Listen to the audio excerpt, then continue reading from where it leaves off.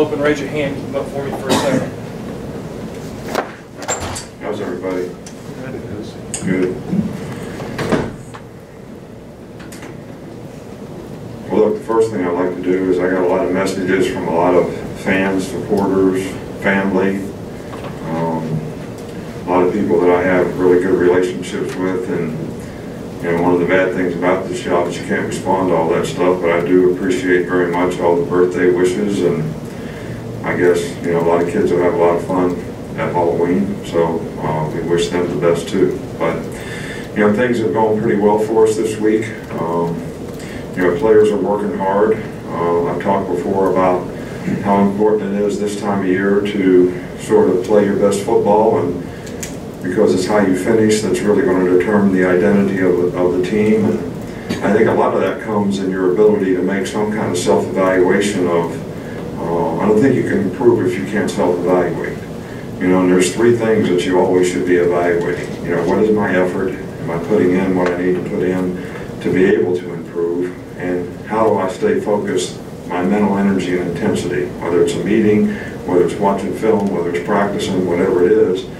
And then, do I know how to do my job? You know, what to do, how to do it, why it's important to do it that way, and then, you know, technically go out there and do it, because in games like this, you know, they usually come down to which team executes the best. Blocking, tackling, you know, playing together as a unit, people staying in their gaps, everybody doing what they're supposed to do, playing with discipline, maintaining your poise, responding to adversity. So if you can self-evaluate, you know, you can really stay in the moment, I think, a little bit better, and it also helps you to improve. So, you know, I think the players understand, you know, what they're playing against, who they're playing against, and the quality of team they're playing against, and they're working hard to get ready. Coach, we'll start over here on the right with Ben. I was just curious what you've seen from your punters in practice in the last couple of weeks here. You know, both guys have really improved. You know, Skylar has improved. Mike has improved. Both guys have improved. So hopefully that'll carry over into the games, and we can, you know, improve our consistency in that area to some degree. Coach, over on the left with Michael. You talked Monday about the evolution of LSU's offense. So what have you seen different from their defense this year? Where have they evolved? I don't think they do a lot of things different. I think they do things really, really well. I think they understand their scheme. I think they have a really good scheme. I think their players play the scheme well. They have a great understanding of what they're supposed to do. They have a really good third down package in terms of, you know, lots of different guys dropping different places, different guys rushing, mixing up zones and mans. And their players, they got good players, and their players do a good job of executing and playing together, and they don't make a lot of mental errors. So I don't think it's a different scheme. I just think they do a really good job of executing it. Over front here with Mark. Just wondering, how have you seen Xavier McKinney grow in his evolved role, and what makes him so effective on some of those safety blitzes? You know, X is a really good player. He's very explosive. He's got really good speed. You know, he's a very instinctive guy. He's got cover ability for a safety, which I think is really, really important. So, you know, we make him be the money guy or the 6DB in the box, you know, as much as we can. Same thing we did with Mink on third down last year. And, you know, he can do that because he can cover well, and he's a good blitzer, and he's physical, and you know, he's a good tackler. So I think all those things are sort of the modern day safety. You know, the big, old-fashioned, strong safety who comes up and takes on the sweep and, you know, kicks out the guard. You know, those days are kind of gone, you know. I mean, you have to be able to cover people, spread out, cover RPOs, and, you know, he does a good job as a deep field player as well as in the short areas of the field, which I think is important in this day and age at his position.